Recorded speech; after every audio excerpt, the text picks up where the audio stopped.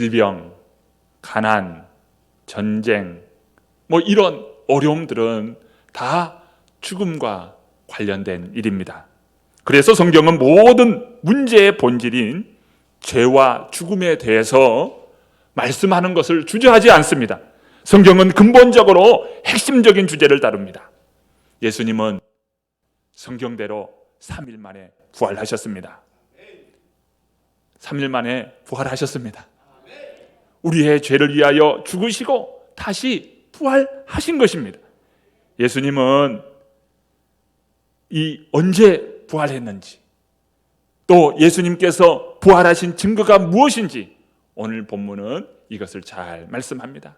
예수님이 언제 부활하셨는지, 부활의 증거가 무엇인지 이것을 잘 볼 수가 있는 것입니다. 오늘 본문에 가장 먼저 등장한 사람은 막달라 마리아입니다.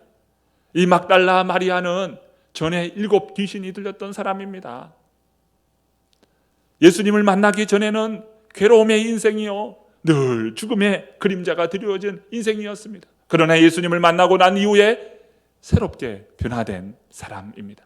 오늘 본문 1절입니다. 우리 1절 말씀을 함께 읽어봅니다.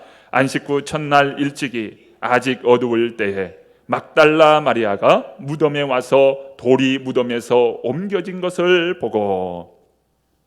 막달라 마리아가 무덤에 언제 달려갔습니까?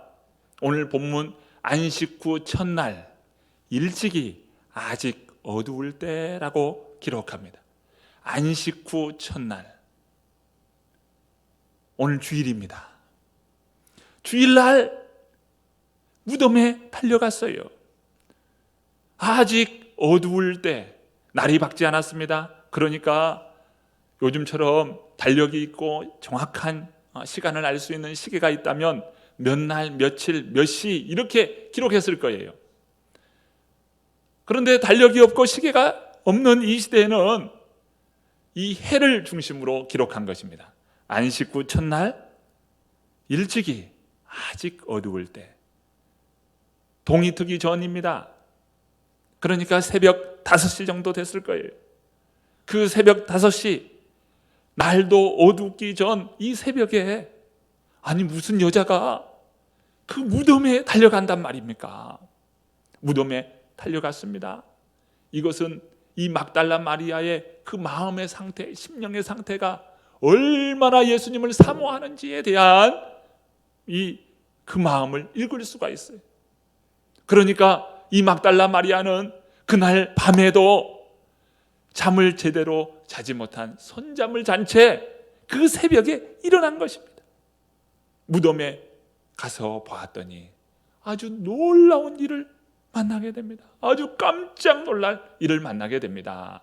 오늘 1절 후반절에 보면은 막달라 마리아가 무덤에 와서 돌이 무덤에서 옮겨진 것을 보고 이렇게 기록하고 있어요.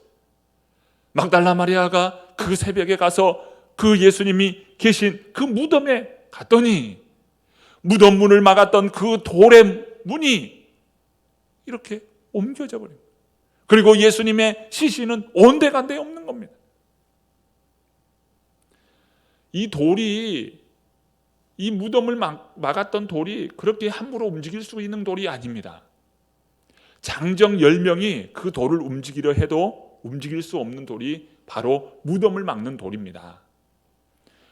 이 유대인의 무덤은 말하면 동굴을 파는 겁니다. 동굴을 파고 그 앞에 돌문으로 막는데 그 돌문이 얼마나 무거운지요.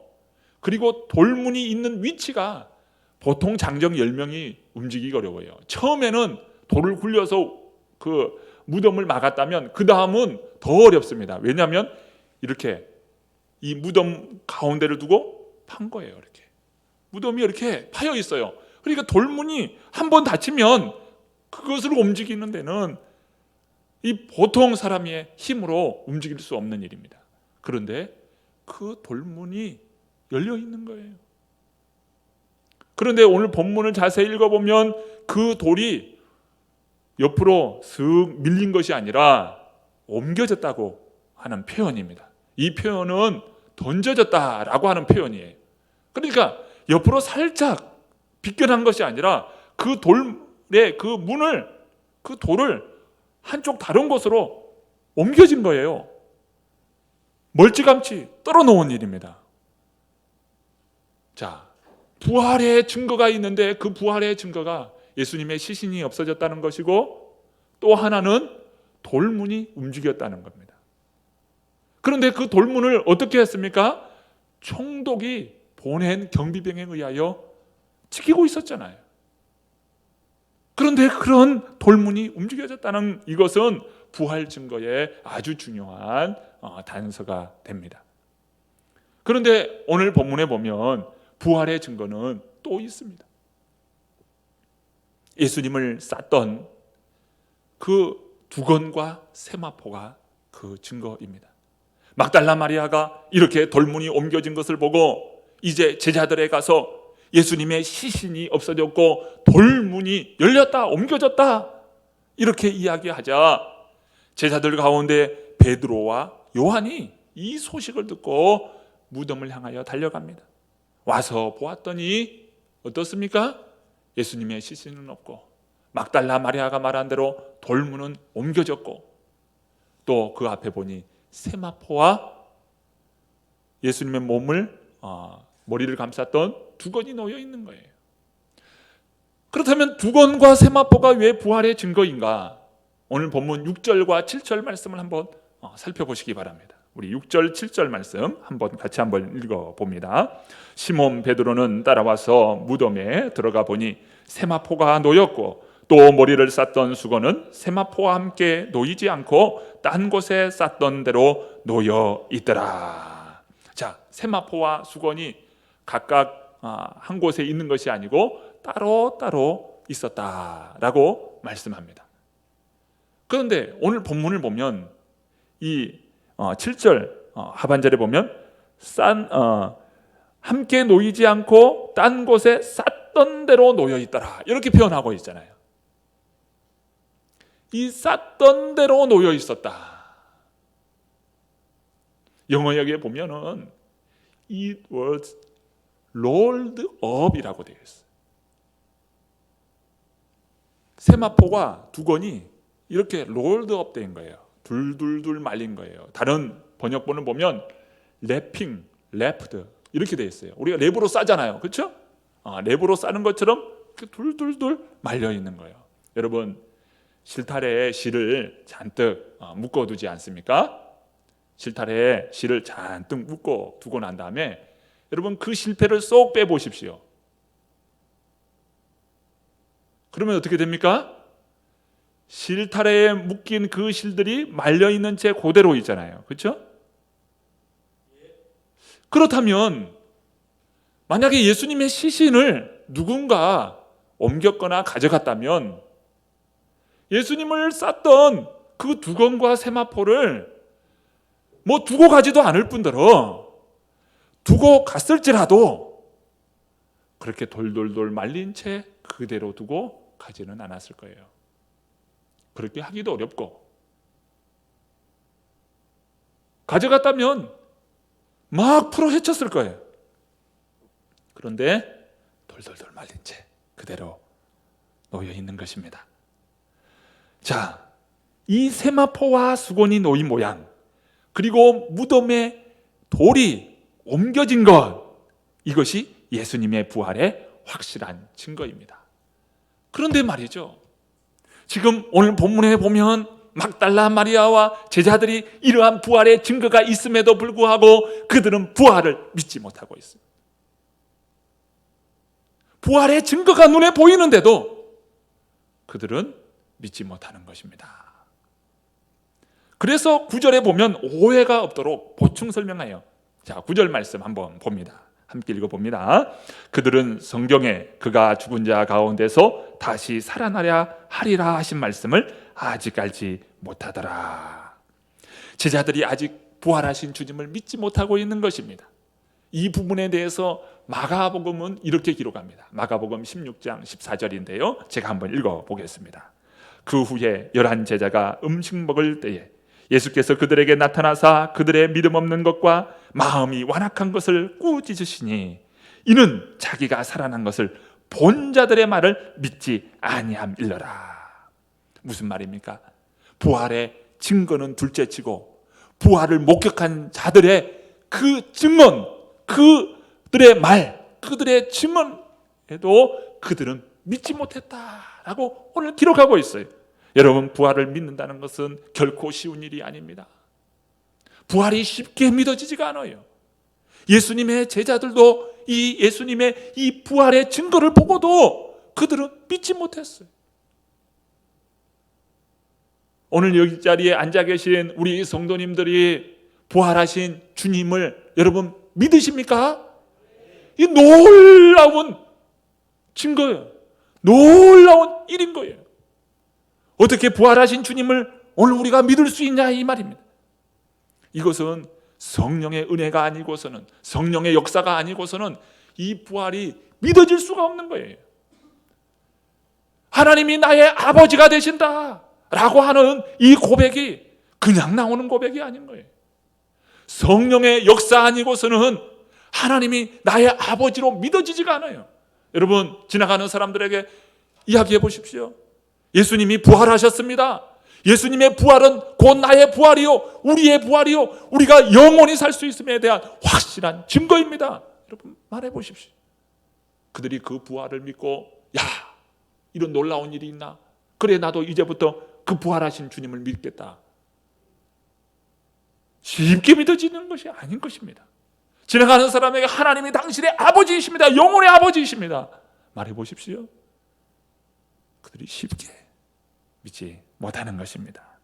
제자들은 부활의 확실한 증거를 보고도 믿지 못했습니다. 부활의 소식을 듣고도 믿지 못했습니다. 그런 제자들이 예수님의 부활을 믿고 이 부활을 증언하는 자가 되고, 더 나아가서 그들은 목숨까지 바치는 전도자의 삶을 삽니다. 어떻게 이렇게 놀라운 반전이 일어나게 될까요? 도대체 이 제자들에게 어떤 사건이 일어났기에 이들은 예수님의 그 부활을 믿을 뿐만 아니라 그 부활을 증언하는 증거자가 되었고, 전도자의 삶을 살았고, 또 자신의 목숨까지 바치면서 이 부활을 증거하는 사람이 되었습니다. 도대체 이 제자들에게 무슨 일이 일어난 것입니까? 제자들이 예수님의 부활을 믿게 된 것은 부활하신 예수님을 직접 만났다는 것입니다. 자, 막달라 마리아입니다.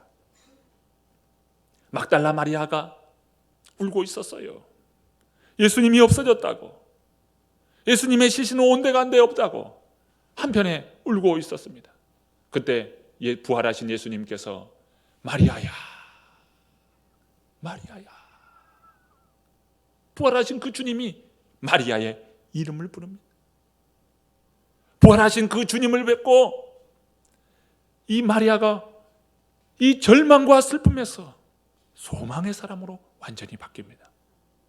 주님을 만났다는 것이에요. 요한복음 20장 18절 말씀입니다. 제가 한번 읽어보겠습니다. 막달라 마리아가 가서 제자들에게 내가 주를 보았다 하고, 또 주께서 자기에게 이렇게 말씀하셨다 이르니라. 내가 부활하신 주님을 만났다. 뿐만 아닙니다. 요한복음에 보면 도마를 뺀 나머지 다른 제자들이 있었습니다. 이들도 동일하게 부활하신 주님을 만납니다. 이들은 안식 후 첫날에 많은 경비병들과 이 로마의 이런 자신을 잡으려고 했던, 이 제자들을 잡으려 했던 그 사람들에 의해서 두려웠어요. 그래서 그들은 문을 걸어 잠그고 한 곳에 모여 있었습니다. 피신해 있는 거예요. 그런데 부활하신 주님이 도마를 뺀 나머지 제자들이 있는 그곳에 오신 겁니다. 그러면서 하시는 말씀이 너희에게 평강이 있을지어다. 하나님께서 나를 보내신 것처럼 나도 너희를 보내노라 라고 하면서 파송의 말씀을 하셔요. 제자들이 부활하신 예수님을 만난 것입니다. 그 후 8일쯤 되어 도마와 나머지 제자들이 함께 있는 상황 가운데 부활하신 주님이 그 도마와 그 제자들에게 또다시 보인 겁니다. 도마가 어떻게 했습니까? 나는 부활하신 주님을 만나기 전에는 나는 믿을 수 없다고 했던 사람이에요. 그런데 예수님께서 하신 말씀이 무엇입니까? 27절 말씀인데요, 도마에게 이르시되 내 손가락을 이리 내밀어 내 손을 보고 내 손을 내밀어 내 옆구리에 넣어보라. 그리하여 믿음 없는 자가 되지 말고 믿는 자가 되라. 그때 도마가 하는 말씀, 주님은 나의 주님이시요 나의 하나님이십니다. 주님을 가르쳐서 나의 하나님이라고 도마는 고백해요. 그리고 29절에 예수님께서 아주 귀중한 말씀을 합니다. 예수께서 이르시되 너는 나를 본고로 믿느냐? 보지 못하고 믿는 자들은 복되도다 하시니라. 본다고 믿냐? 보지 못하고 믿는 자들은 더 복이 있다. 오늘 우리가 제자들보다 훨씬 좋은 믿음의 사람임을 고백합니다. 네 번째, 사도 바울이에요. 사도 바울은 식자들 중에 식자예요. 아주 학식에 뛰어난 사람이에요.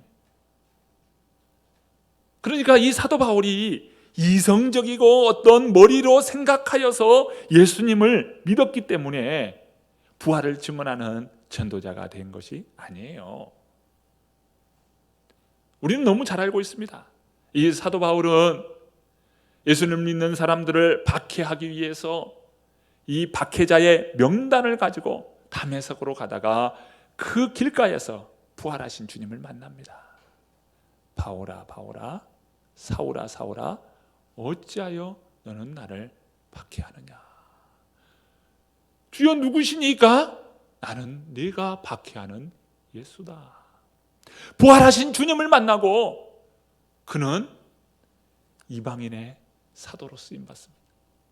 이게 부활을 만난 사람들의 모습입니다.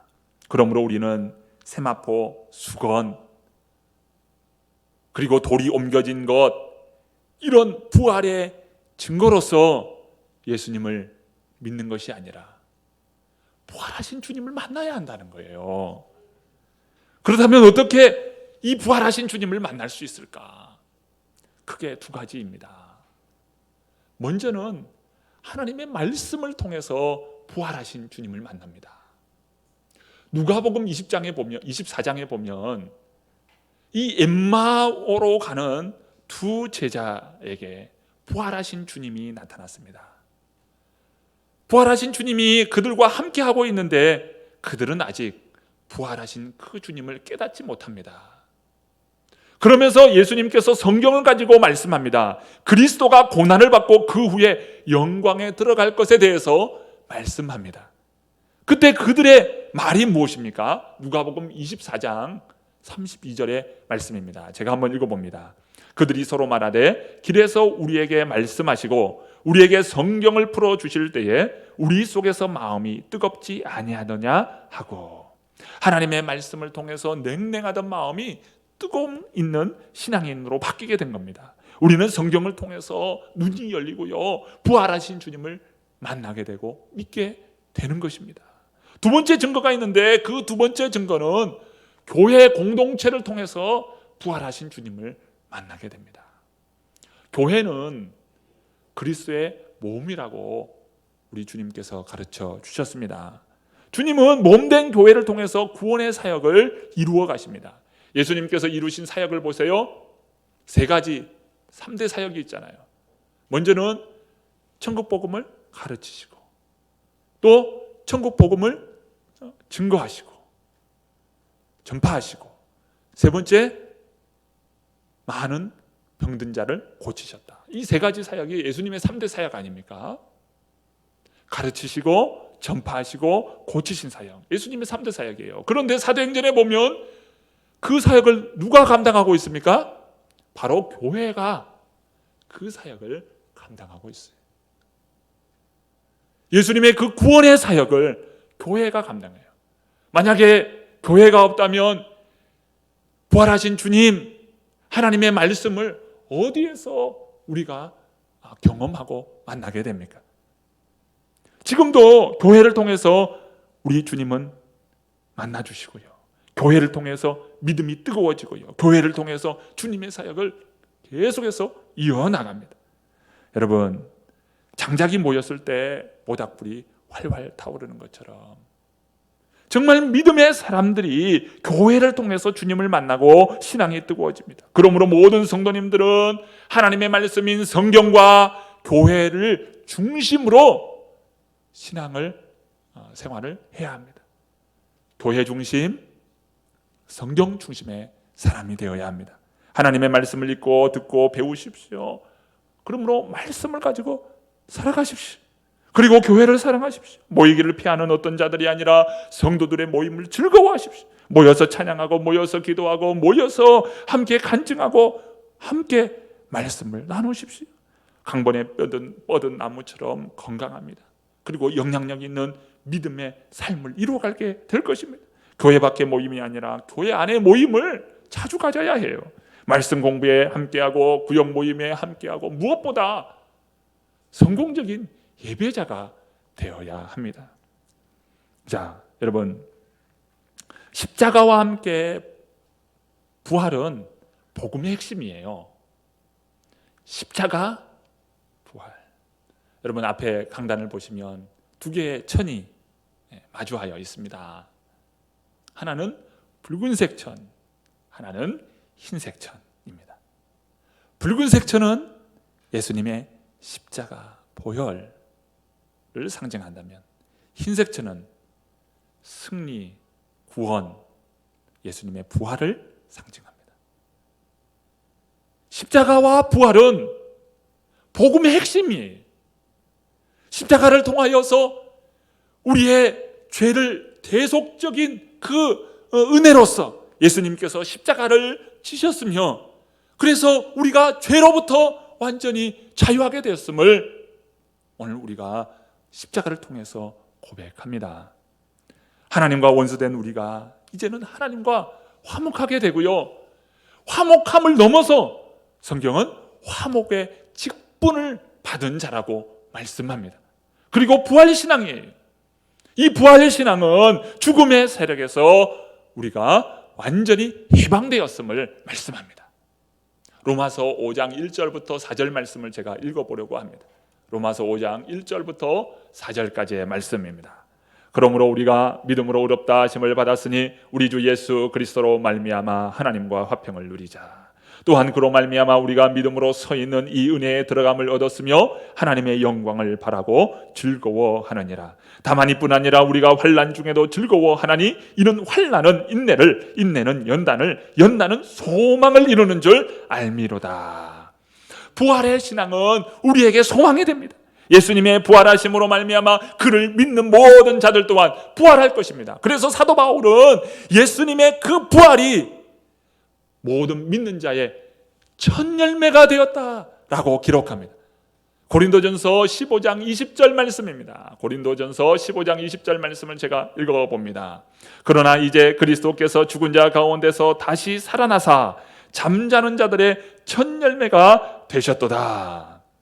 예수님이 죽음을 이기시고 다시 사신 것처럼 우리도 죽음을 이기고 부활하게 될 것입니다. 부활의 신앙은 놀라운 능력이 있어요.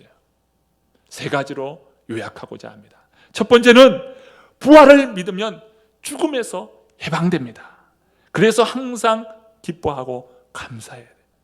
예수님은 이런 말씀을 하셔요. 나를 믿는 자는 죽어도 살겠고 무릇 살아서 나를 믿는 자는 영원히 죽지 아니하리라.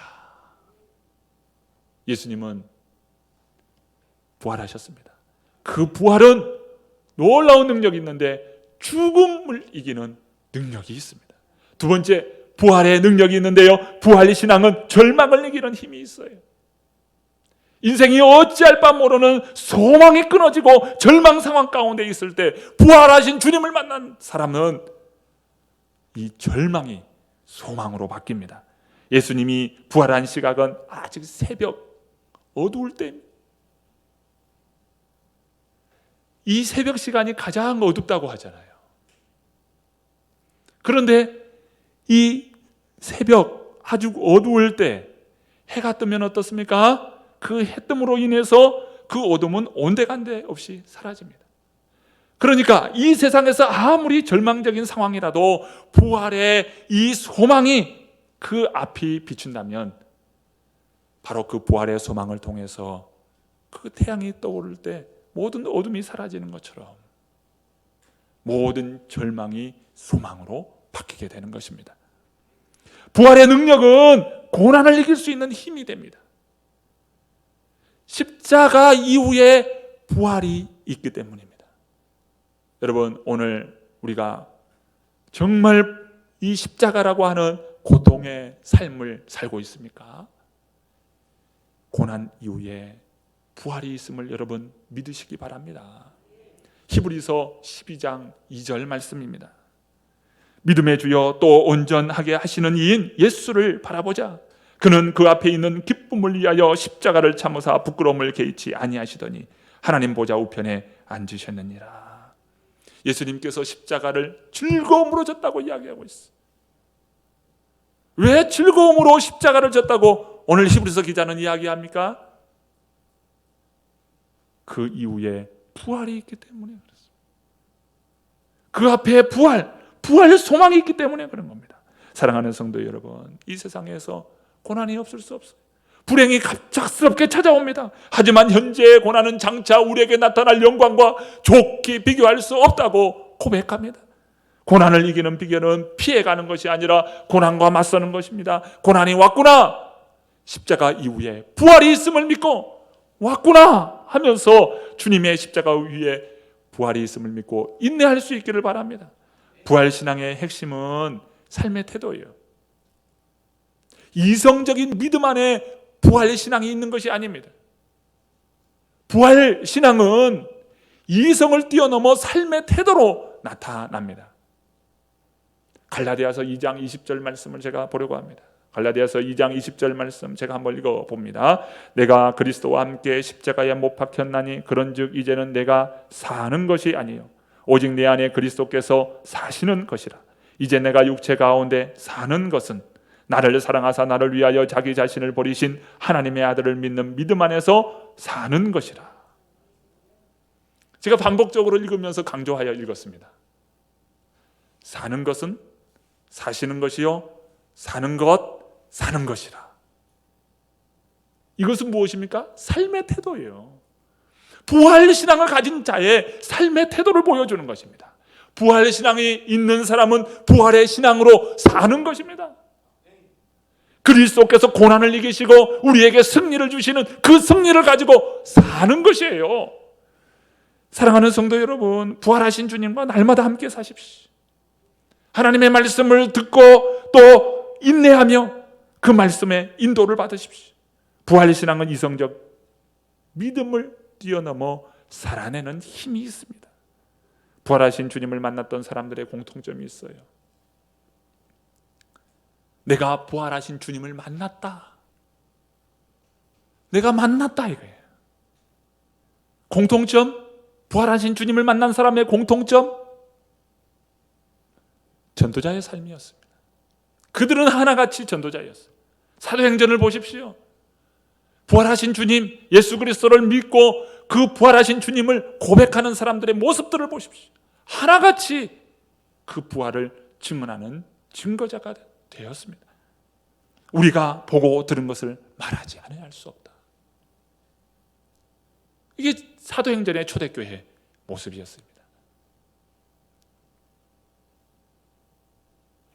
오직 성령이 너에게 임하시면 너희가 권능을 받고 예루살렘과 온 유대와 사마리아와 땅끝까지 이르러 내 증인이 되리라 하신 그 말씀처럼 예수님의 증인으로 살았어요.